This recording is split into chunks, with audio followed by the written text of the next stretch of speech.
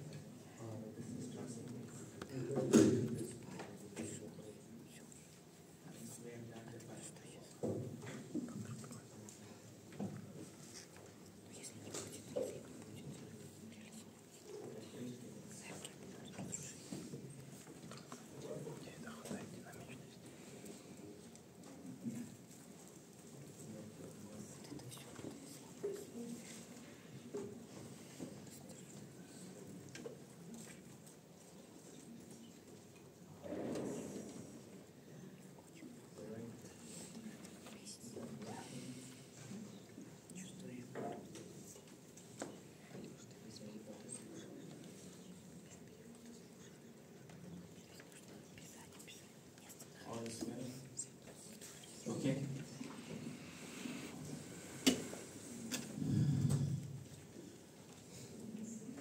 Will I tell you when now? Namaste.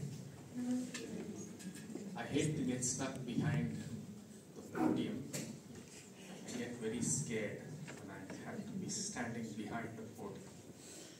Yeah? Let me start with the traditional prayer.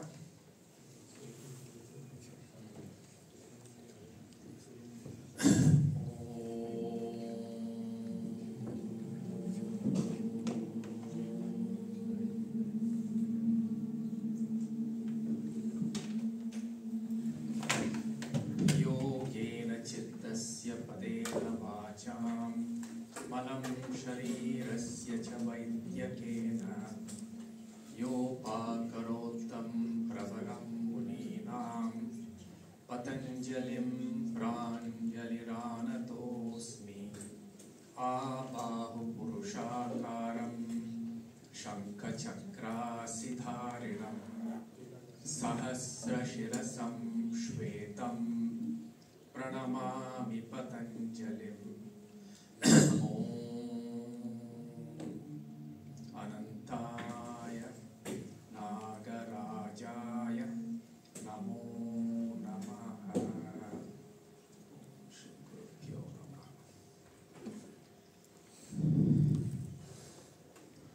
Okay. So I'm supposed to talk to you about something called Chitta Vidya. So I'll have to explain a few key words here and tell you where this is from. Yeah. Now in the Yoga Sutras, I'm assuming you've heard about the Yoga Sutras of Patanjali? Yeah.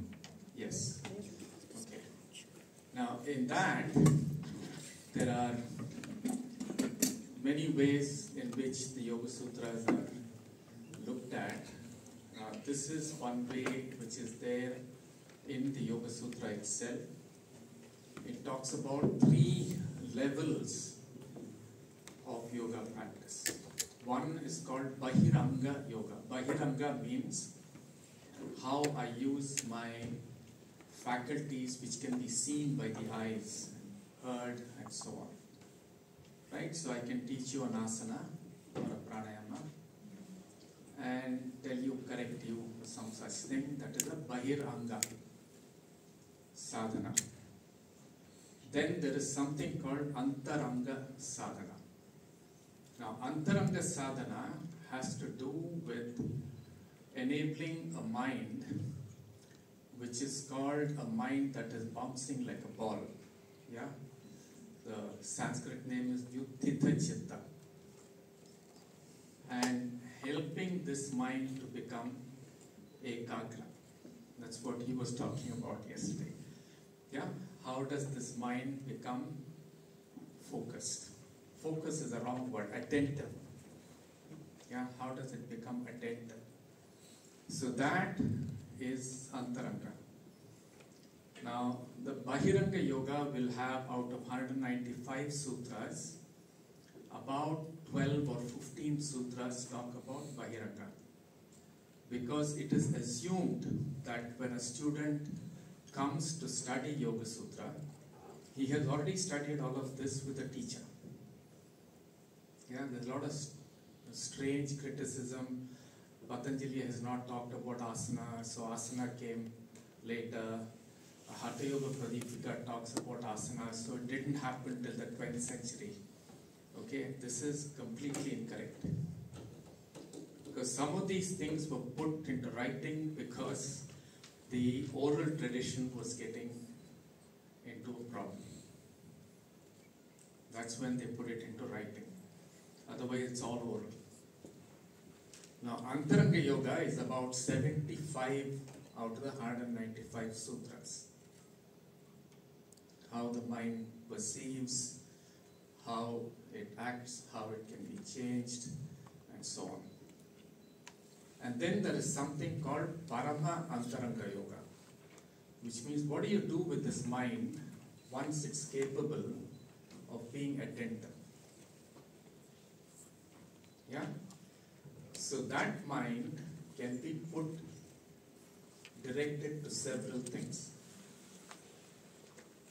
There are about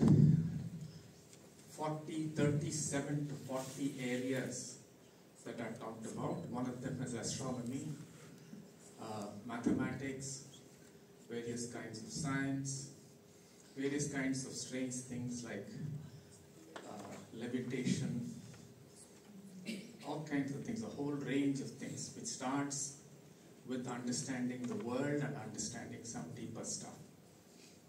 And then it talks about how you get into various levels of samadhi and so on. Yeah? Now, Chitta Vidya focuses on Antaranga Yoga. Yeah, what's this process? And since the methods that I use, and a few of us, not just me, a team of us have been working on this for a long time, we use a lot of methods which are drawn from dance, from music, from theater, dialogue, and so on. Now, in Indian learning systems, the divisions or the categorizations are not made the way it is made today. There are no vertical categorizations. Yeah, all categorizations have to do with me in the center and spanning out. Yeah? And if at all there are categorizations, it's made on the 5 senses. Okay? So geography for us is not separate. Or history will not be separate. So if we have to categorize history, history will be categorized based on who were the people in my land, how did they interact with people who came from overland, how did they interact with people who came from overseas. Yeah? People can't come over the fire, thank God you have firewalls. What happens when people come over the air? And maybe people will come from over the space. So these categories will be based on human experience. Yeah? So that is how we look at it, so we don't separate any of this out. Yeah? So let me give you a few critical ideas about it. Now, the Yoga Sutra is based on the theory of Sankhya. So you cannot teach Yoga Sutra without understanding Sankhya. And the Sankhya Sutra is very, very clear why it is written. So in the first Sankhya Karika, it starts off by talking about dukkha. So it says there are three kinds of dukkha, dukkhatraya. And dukkha is a very interesting word. It simply means that my space, kham is space, dukkham is this space is got constricted. Yeah? And once this space has got constricted, I do all kinds of things with it to feel comfortable and reinforce these distortions and constrictions. And as I distort these constrictions, they don't go away. They come and disturb me. Okay, so many of you would have heard the term Chitta vritti. Now, Chitta vrittis are feelings and thoughts that arise out of anxiety. If there's no anxiety, if there's no tension in me, there will be no Chitta vritti. Yeah, and there will be perception that is accurate, perception that is perfect. That's the idea. Yeah? So what is Chitta we have to understand, and also the process of ending dukkha and getting into ananda. Yeah, so the Sankhya Karika also says that. It says Vyakta, Avyakta, Jnana, Vijnana. Vyakta is that which can be seen with your senses. Avyakta is all the subtle things that are underlying and which create what is seen. And Jnana is the seer. Yeah? So I'll just use one slide to take you through this.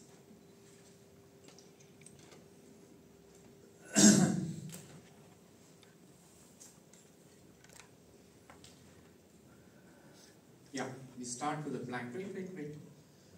Because yesterday when she was singing, she was sang about that which becomes the karana and the karya.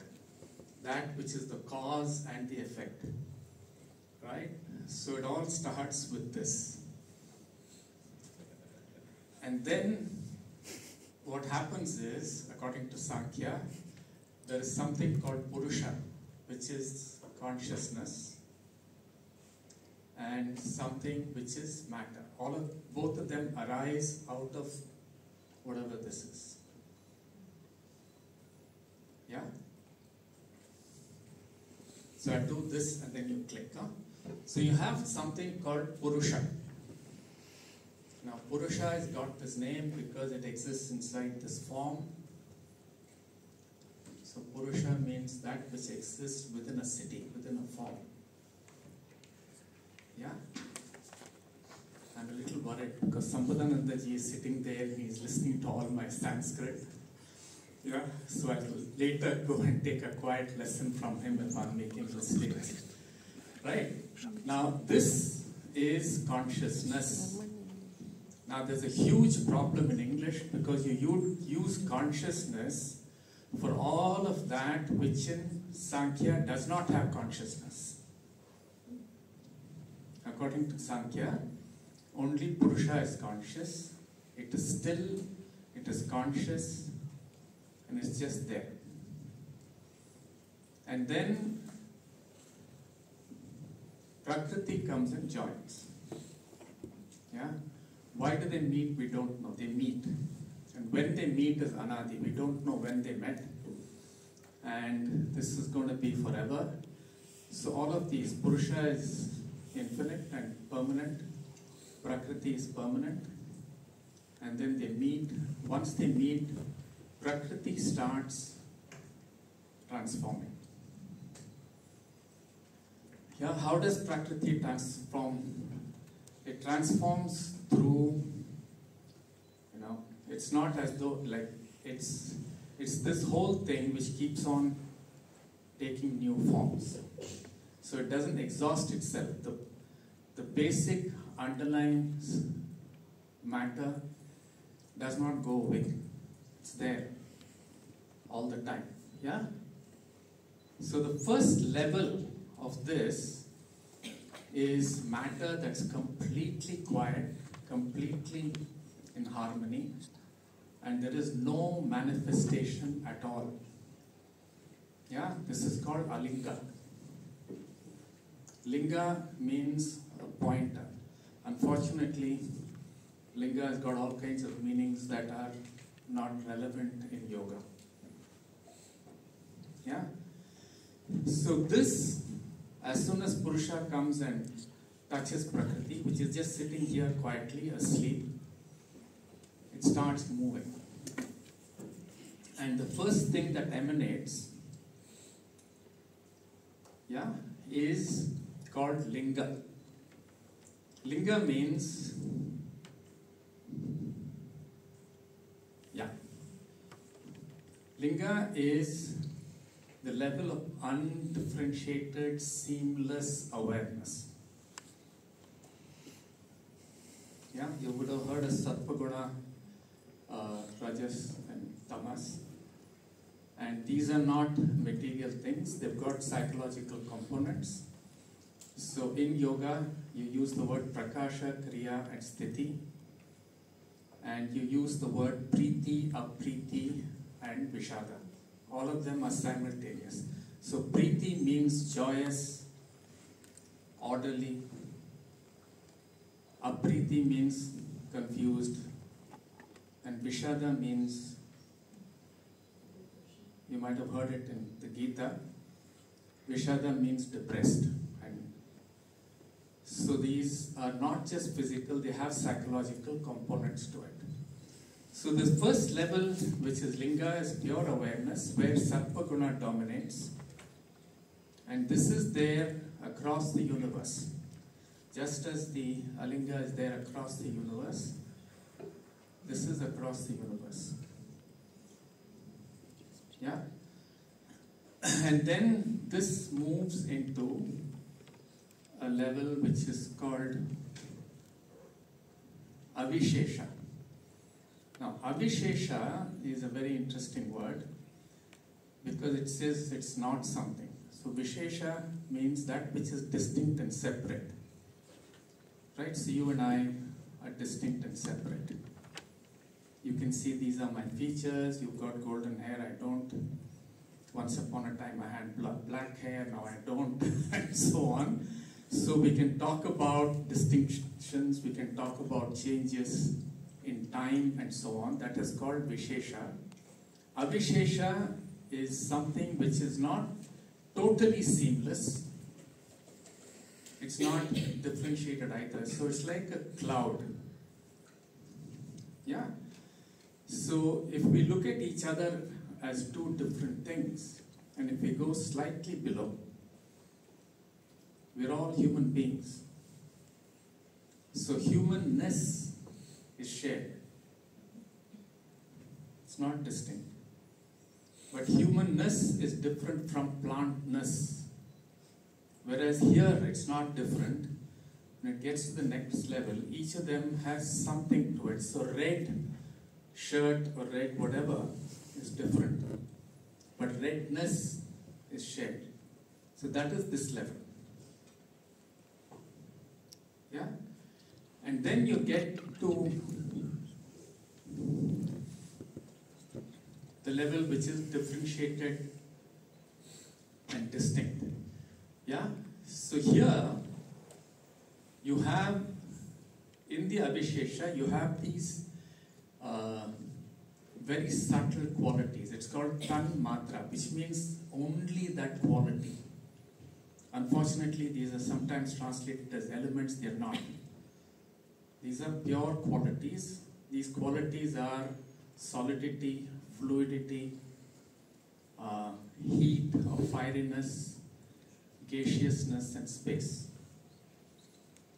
Right? So when they become specific, they become whatever you see in the material world. And inside a human being,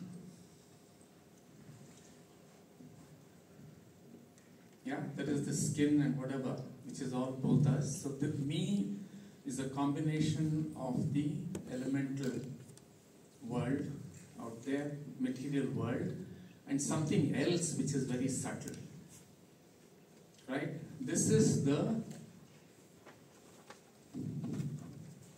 yeah, so these are the 5 Shaktis. So each Shakti is related to something. There's something in my eye which at the cloud-like level out here is the same as light outside. So this inside becomes the sight and it can see light. So there's something that triggers hearing and I can hear things from the outside and so on. Yeah? And then you have the subtle aspects which go and fill up this vessel. Yeah, yesterday she was talking about playing a role. So playing a role is using this body and the system to take a certain shape and form so it impacts you in a certain way. Now unless there is an inner evocation, that will not happen. So if, let's say, in Upasana, if her inner anchorage and her external expression were not linked, there will be no power. There will be only the mask without animation. Yeah? One last click, right? Now all of this is called Chitta. That part of you which has got undifferentiated awareness is called Buddhi. That part of you that starts to separate out from the world is called Ahankara. And again here, some of these words are very badly translated. Ahankara is translated as ego. I don't know who did it to start with. If I catch him, I'm going to shoot him. Because ego has got a very different meaning from Ahankara. Ahankara is simply an action. Yeah, that which is not me is made into me. Right? So you're listening to me right now. That's not you. There's some thing you'll take, something you won't take, something you'll reject. Hopefully, a little bit, you'll convert into me. Yeah, that process is Ahankara. It's an action, it's a verb, not a noun. Ego is a noun. Yeah? Egotism is a problem. But Ahankara is not a problem. Ahankara is a reality. Without Ahankara, you and I won't live. Yeah? And then you have the Manas which puts all this together. What we are usually in contact with is only the Manas, which is that which is putting all these inputs together, planning, looking out, being safe, looking for opportunities and threats, and so on. Yeah? So this entire process here is the Chitta. That is not conscious. This is Chit or Chitti, which is conscious. So what does Chitta do? Chitta takes in something and reflects it to the seer. Yeah? And in yoga, the process of perception is not signal response. Yeah? So to understand Chitta Vidya, there's another very important thing to keep in mind. Yeah? Now, it's a very simple way to understand this. I'm speaking here, all of you are looking at me and nodding your head. Doesn't mean you will be paying attention to me. I'm flattered because you're looking at me, but that doesn't mean you will be necessarily paying attention to me. Because attention comes from something inside. So you can be looking at me and nodding and paying attention to a daydream. You can be paying attention to some problem somewhere, and so on. Yeah? That's also what he was talking about yesterday. So this process of perception starts from inside. And something inside wishes to see something. And when this is directed towards an object, then the features of that object go back. So the entire process of perception starts from Purusha. Yeah? And it's called Icha. Icha is wish, it's not desire. Again, it's English translations get screwed. Yeah? Icha is something deep. The moment these two come together, they both wish to see each other in their own beauty, in their own brilliance. So it's always, Prakriti is constantly showing this and that, and Purusha is enjoying this. Until human beings came and started distorting the picture that Purusha sees. And because this is distorted, there is dukkha in the Purusha. Yeah? If it can see perfectly, you'll be in complete joy and ananda. Yeah? So that is the Chitta. And Chitta Vidya is knowing and understanding the process of the Chitta. Chitta is a process, it's not a noun. It's happening constantly, it's moving constantly. Yeah? Chitta Vidya is understanding this dynamic entity as completely as you can. Yeah? So is the word Chitta Vidya clear? Yes, no, all right. Yeah? I don't know if I'm looking here the question a little too far or maybe each one later, but I just put it out there. Yeah. So is it, when you said that the pure Icha comes at a much deeper level, somewhere around the Ananta level, I would say? No. You are the Purusha? Purusha. Okay. Now, is it? This Icha is primary Icha to be, to manifest. Is that, would that also have some more concrete values? Nothing. Okay. Nothing. This is a pure being value. The pure being value, because it is in touch with Prakriti, prana happens. Well, then There's a movement. That energy of the movement is called prana. Okay, that clarifies it. But if I can continue, sorry for disturbing others, but the question then comes, is it possible to have, when you said that the vrittis are, if I can use the word impurity. No. Anxiety. Anxiety. If there's anxiety in you, it creates feelings. Feelings become thoughts, thoughts become action.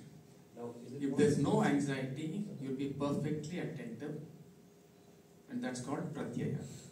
Perfectly attentive. You're in coherence. There's no anxiety. There's no disturbance. All the parts of your brain that you said yesterday are completely working together. Yes. So that pratyaya, would that have desires to do something and act? The word desire, I'll come to that word. All right. Yeah, desire. These are bad translations, so we get caught with the English translation. Okay? So I'm assuming all this is clear.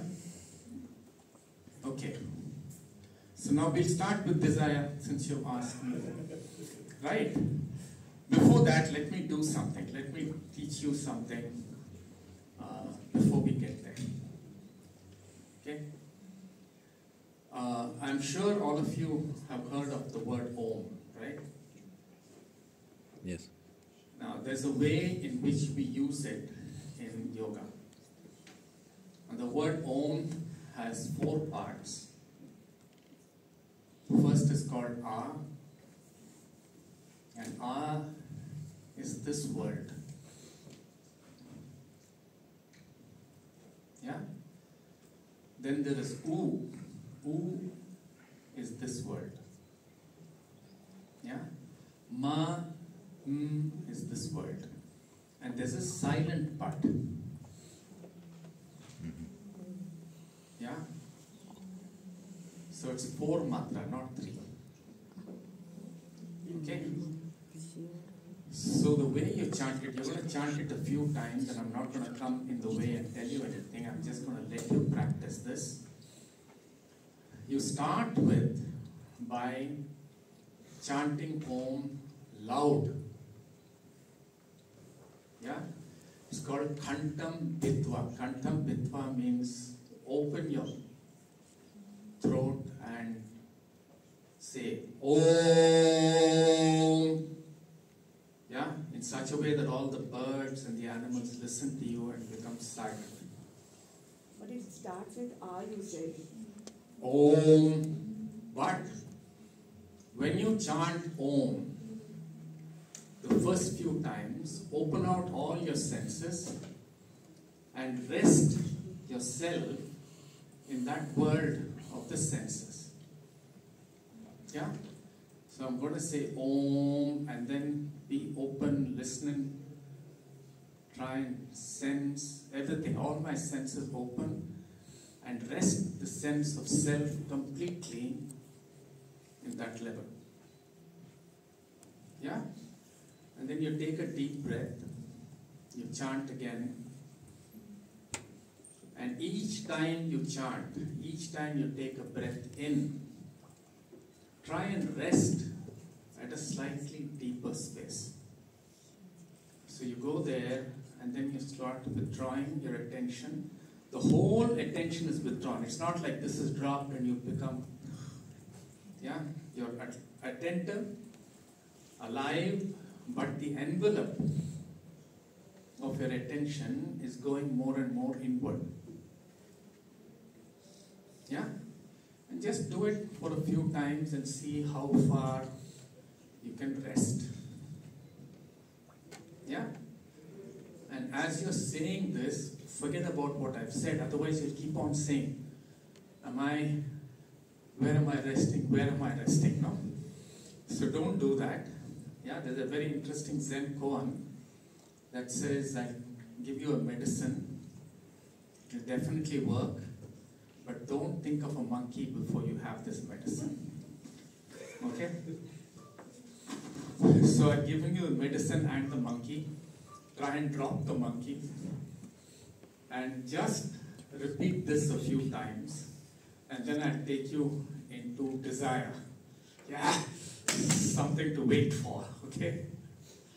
Right? Yeah, just do it a few times. I'm not going to do it because this is going to be like that. But you have to open this out. Yeah, only then the birds will go silent. Start. You have 5 minutes.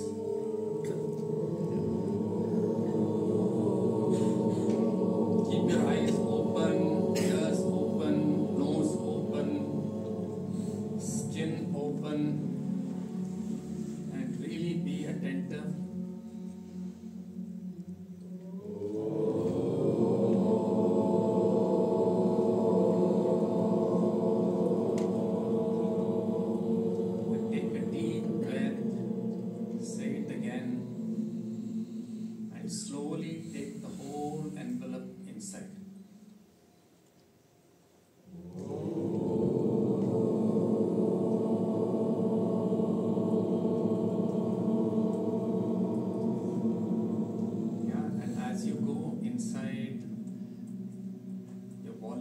Sound level will also go down.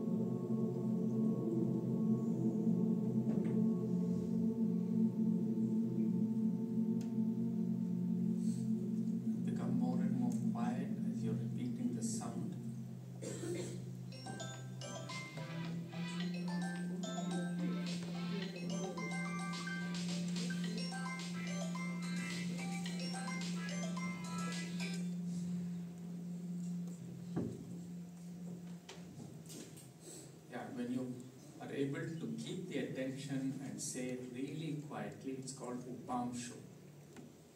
Well, the first one is called khantam hitva, final form, is very silent. And how many of you touched Purusha at the end of the chanting? Nobody? Okay, money back guarantee. I'm learning this from the Americans. You have to give a money back guarantee for everything. You keep practicing it, you will touch Purusha. That's what he's also promising. That's what Swamiji was saying yesterday. Yeah? So you have to discover for yourself what does it mean to anchor oneself deeper and deeper and deeper and deeper. That is Chitta Vidya. Yeah? So how do you know where you're anchored? Now, when you are anchoring yourself here at the manas, which is looking out, yeah, the easiest way to make you look at me is to be sensational, do something dangerous. That's what it's meant for. Otherwise, we won't be alive. Thank God some monkey was attentive. That's why I'm around. Yeah, this is a very important part of life. But what happens here, when you keep looking at this, at differences, is my sense of self is a fragment of the whole. It's a piece. And it says, I am because I can consume you. I am because I can protect myself from you. I am because this person helps me to consume you, and that person helps me to protect myself. Yeah? This world is full of desire and aversion. Yeah? I like some things, I don't like something. This is different from perceiving danger. Huh? Yoga doesn't say, this is a tiger, don't run away. But it said, don't keep on being frightened that this person is going to be a tiger every day. Maybe tomorrow, she turned out to be a beautiful person. Huh? So that is what happens to this part of the mind. It remembers something, and based on that, it says, this is who I am and this is the world. And this who I am is a piece, it's a fragment. And then it decides on who you are and who the world is, depending on whether my contact with you yesterday was pleasurable or yesterday was not pleasurable. Okay, so this is called Raga, Dvesha. Raga is wanting, Dvesha is separation. Yeah? You keep doing it for a long time, you get world wars. And you have a description of yourself. And this is how you derive the description of yourself. And you think that this description of this fragment is me.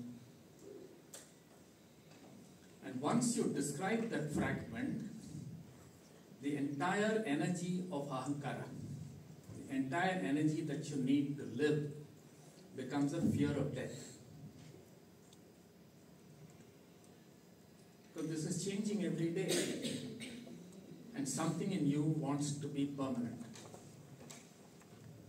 So whenever I'm a fragment, whenever the sense of self is stuck with a fragment, it tries to convert a verb into a noun.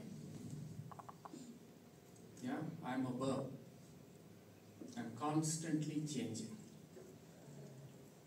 But when I sense myself only from here, I want to be the same way yesterday. I want consistency in the world. I want to shape the world in a way that if something is pleasurable, it's always available for me as pleasurable. If something is painful, it never touches me.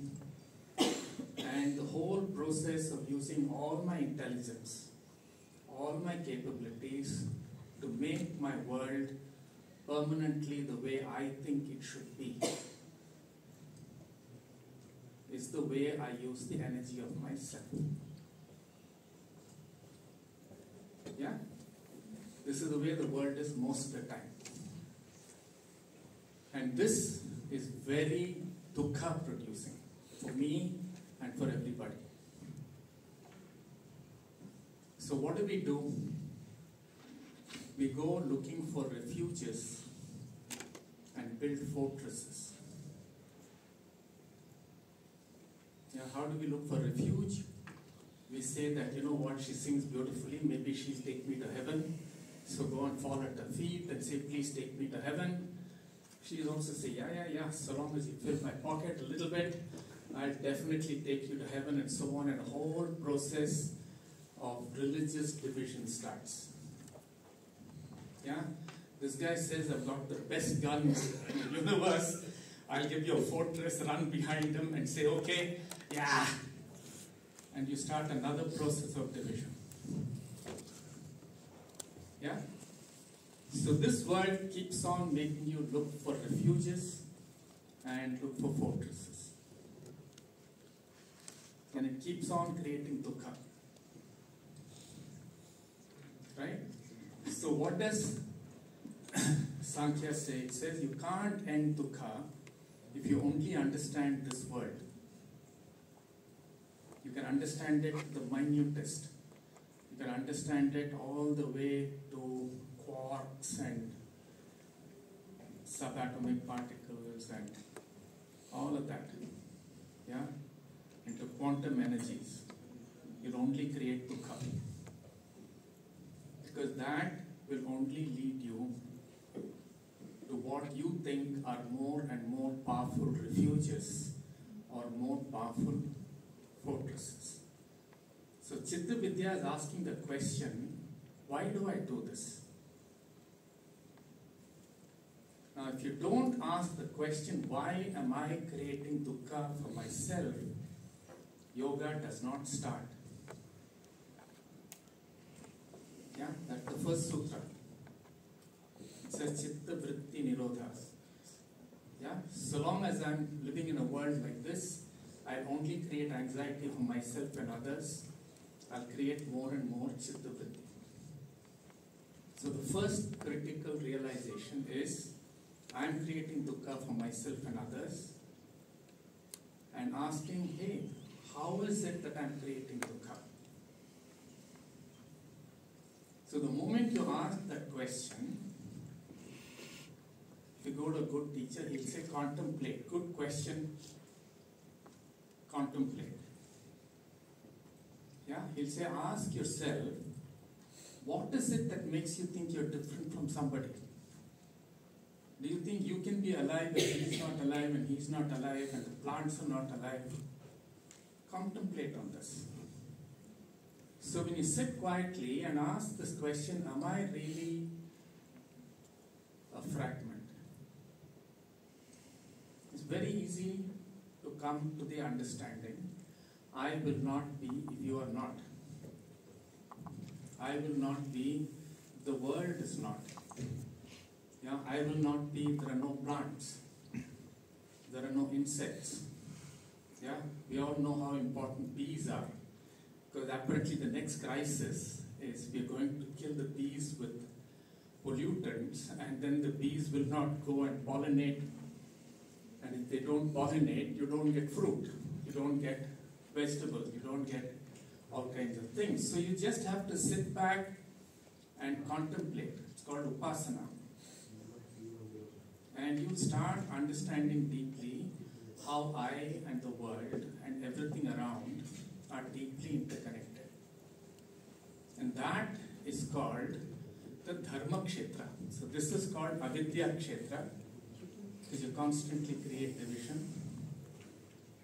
This is called the dharma kshetra, because when you really understand this interdependence, okay, not intellectually, but you start experiencing this, all your actions will enliven me, it will enliven everybody around and the whole world simultaneously. Yeah, not that I'm going to make a packet of money by screwing the world and then I'll give away as, I'm a great philanthropist. I made 100 billion putting my money into armaments. Now look at me, I'm such a nice guy. Yeah, I'm giving Nobel Prizes. So I'm a philanthropist. Yoga says, no, you're not. It says, unless you can deeply anchor yourself in Dharma Kshetra. Yeah, that's the whole Mahabharata, no? Why are you fighting? Are you fighting because you want to take something? Or are you stopping people who are doing this so that the world can live? Yeah?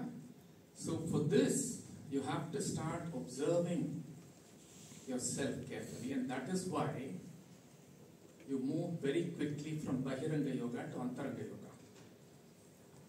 So what are the first step of Antaranga Yoga and Chitta Vidya?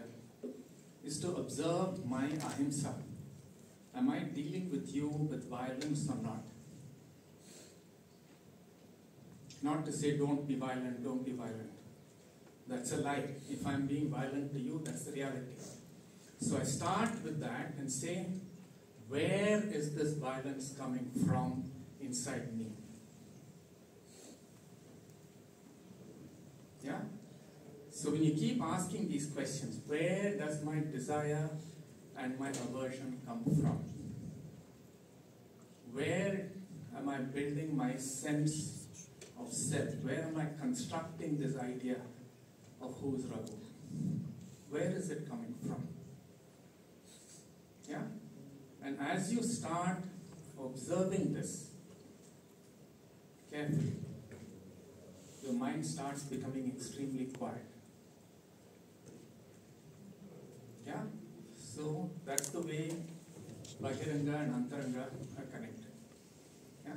If I don't do asana and pranayama, my body toxins are high, I cannot quieten myself. So I do that, and then I become quiet. I sit in the quiet part of me and look at the disturbed part of me and say, where is this coming from? Yeah? So then I uncover, how am I creating myself? Am I creating myself from energy from here? Or am I creating myself from reflections from the outside?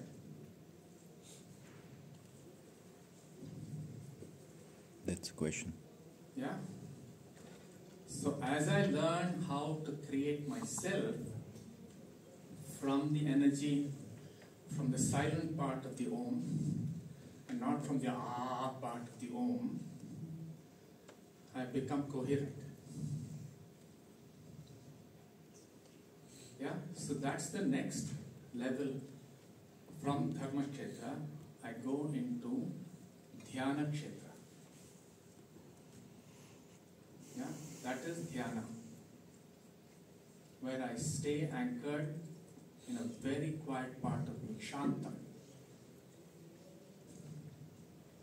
And from that quiet part, I can observe, I can live. And when I live from there, all the effects he was talking about yesterday will start happening. Yeah? Ahimsa pratishtayam tat sannido vairatyagaha. So pratishta means to be anchored in. So if I'm really anchored in ahimsa, which means nothing from me that arises will ever cause harm, either to me or to anybody else. It will only cause life. And obviously, if the energy comes from here, it will only cause life. Because the only thing that is blocking life from flowing is my idea of me, which is based on yesterday. and yesterday is dead. So if I keep on creating the idea of me from death and keep on reinforcing death, how will life flow? So what happens if life doesn't flow? You get disease, you get doubt, you get arrogance, you get all of that. And if I can anchor myself from the place from which life is flowing all the time, that's what the word Om means. It means prakarshena navaha, that which is constantly new. Yeah? Then I will enliven. There will be no wars in the world, and so on. Everybody will be happy. And according to the Taittiriya Upanishad, we'll all sing Samaveda and live the world singing Samaveda. According to Taittiriya Upanishad, obviously so many of us don't know Samaveda. Samaveda means music. Okay? So we will sing something else, it's okay. You don't have to sing in Sanskrit, but you can still be joyous. So that whole process now of understanding how to look at oneself, how to cleanse all of these things that come in the way, how to dissolve, and there's no such thing as destroying the ego and all that. Yeah? If you destroy your ego, you'll die. You don't have to do that. You simply have to transform the way it creates the idea of self. You have to dissolve some of the wrong ways in which it's creating an idea of self. Stop it from creating any idea of the self and just interact beautifully. Your self will keep getting generated.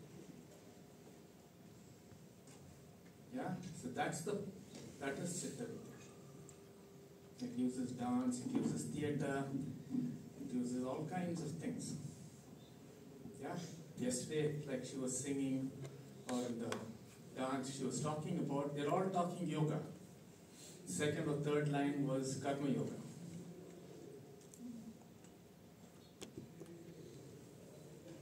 Yeah? So that is Chitta Vidya. Thank you.